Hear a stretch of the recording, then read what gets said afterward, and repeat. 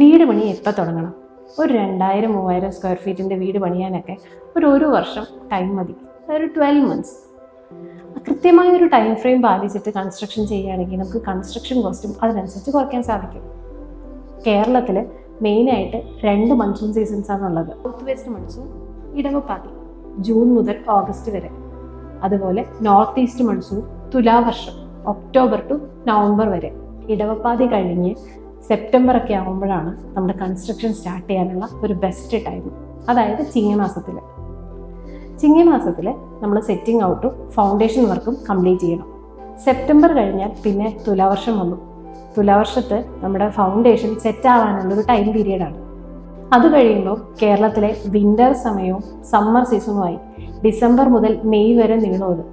ആ December two മെയ്യിൽ നമ്മുടെ വീടിൻ്റെ സൂപ്പർ സ്ട്രക്ചർ കംപ്ലീറ്റ് ചെയ്യണം. അത് കഴിയുമ്പോഴത്തേക്കും ഇടവപ്പാതി വന്നു കഴിഞ്ഞാൽ പിന്നെ നമ്മുടെ വീടിൻ്റെ ഇൻറ്റീരിയർ വർക്കുകളായി.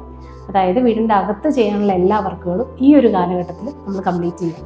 അതായത് ഒരു ചിങ്ങത്തിൽ സ്റ്റാർട്ട് ചെയ്ത് അടുത്ത വർഷം ചിങ്ങമാകുമ്പോഴത്തേക്കും നമ്മുടെ വീടിൻ്റെ കംപ്ലീറ്റ് വർക്ക് കഴിഞ്ഞ് വീടിൻ്റെ ഹൗസ് വാമിംഗ് നടത്താം. വീട് വെക്കാൻ പ്ലാൻ ഉണ്ടെങ്കിൽ ഇപ്പം തന്നെ വീടിൻ്റെ പ്ലാൻ വരെ സ്റ്റാർട്ട് ചെയ്തോളൂ. അങ്ങനെയാണെങ്കിൽ ഇനി വരുന്ന സെപ്റ്റംബറിൽ നമുക്ക് വീട് പണി തുടങ്ങാം.